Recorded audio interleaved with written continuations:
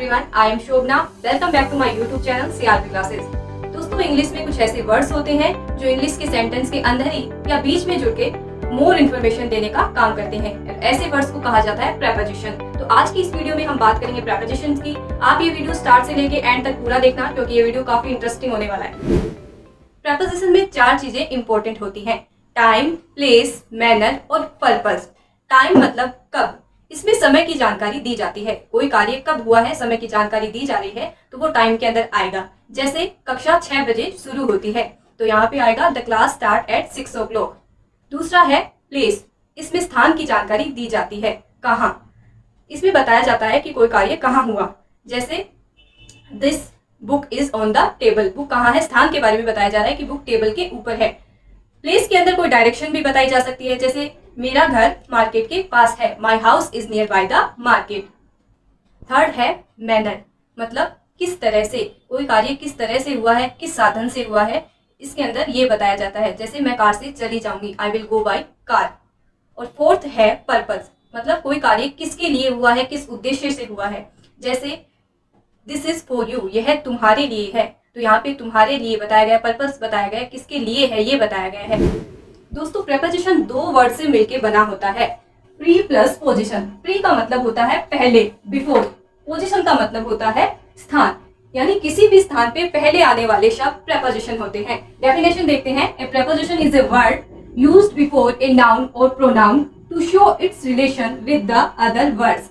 Preposition वे शब्द होते हैं जो नाउन और प्रोनाउन से पहले आते हैं और क्या करते हैं, शो इट्स रिलेशन, इनका संबंध सेंटेंस के अन्य शब्दों से कराते हैं। तो प्रेपोजिशन क्या करते हैं, नाउन और प्रोनाउन से पहले आते हैं। जैसे the book is on the table,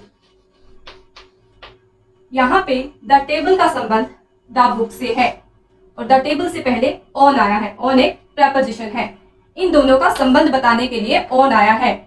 यहाँ पे द टेबल क्या है, एक नाउन है, तो नाउन से पहले क्या आ रहा है, ऑन, तो ये ऑन हो गया प्रेपोजिशन। मतलब किसी भी स्थान पे पहले आने वाले वर्ड्स प्रेपोजिशन होते हैं। दोस्तों, हिंदी में जो इन्फॉर्मेशन देते हैं वे वर्ड्स बाद में आते हैं, लेकिन इंग्लिश के अंदर जो इन्फॉर्मेशन देने का काम करते हैं वो वर्ड्स पहले आते हैं, न कि बाद में। हमारी फर्स्ट प्रेपोजिशन है एट। रूल नंबर 1, एट का प्रयोग छोटे स्थानों के पहले में के अर्थ में होता है। छोटे स्थानों से पहले एट लगता है। जैसे माई ब्रदर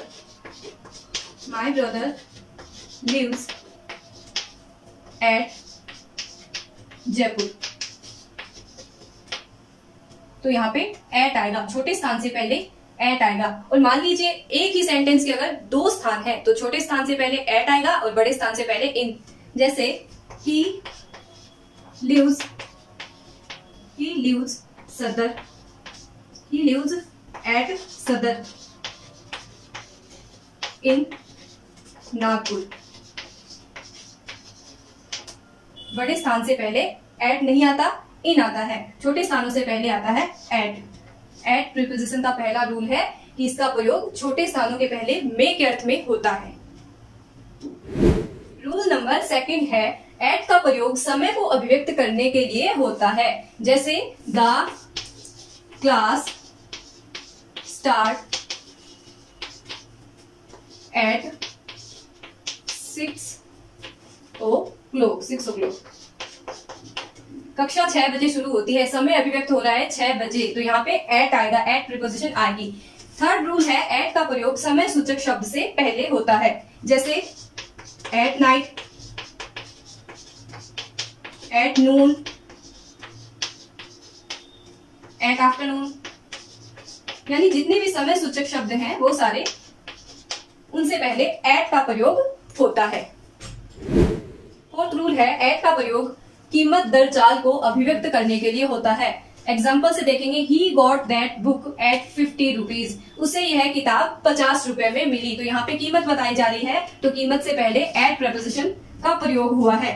दूसरा है the motorcycle is running at 80 kilometers, motorcycle 80 kilometre की रफ्तार से चलती है, तो यहाँ पे एट क्या बताया गया है, चाल बताई गई है कि 80 किलोमीटर्स, तो एट का प्रयोग कीमत दर और चाल को अभिव्यक्त करने के लिए होता है। रूल नंबर 5 है एट का प्रयोग एज, उम्र, स्टेज, किसी चरण को अभिव्यक्त करने के लिए होता है। एग्जाम्पल से समझेंगे। My grandfather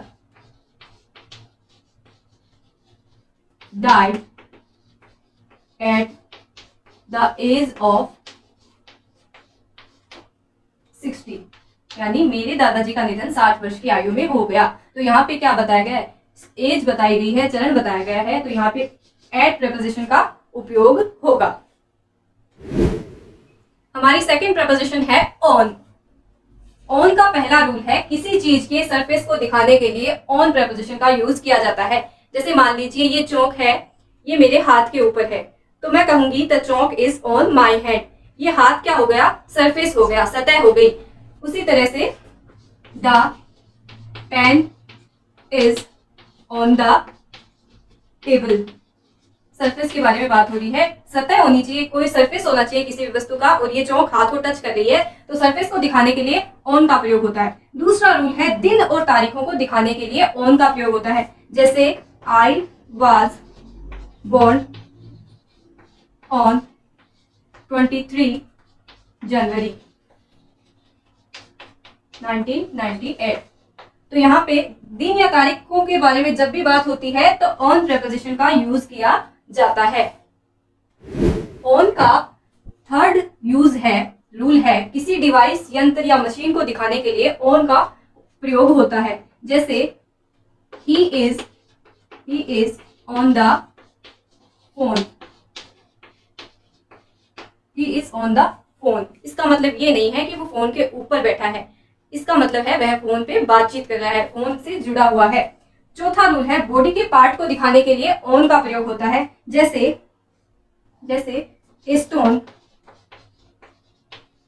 stone fell on my head,